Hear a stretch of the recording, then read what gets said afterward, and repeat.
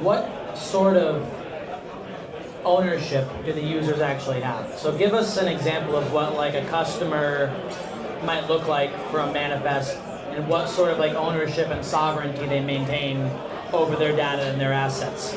So where we run is we are not deploying software on the hardware. So it is we're running bare metal, Kubernetes and storage, direct API access to their specific hardware, ZK proofing that it is real hardware, that they're getting exactly what they're paying for. And it's their closed source stack, whether they're running a VM on it or they're running something else, they know that it is their execution environment. And so at the hardware level, we're still, and at the software level, we're still a very dev-heavy protocol. We're not DigitalOcean where anyone can just go click and deploy a node for a weekend. We're a B2B solution, so we have a lot of partners that have consumer-facing front ends, and we're just providing that sovereign private compute on the back end.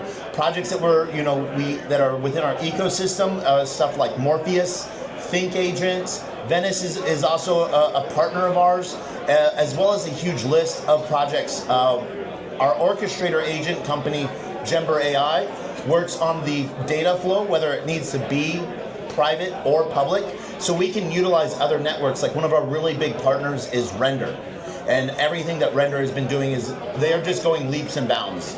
But when you're trying to figure out what kind of data you need to, how it needs to, the inference, the compute needs to be done on it.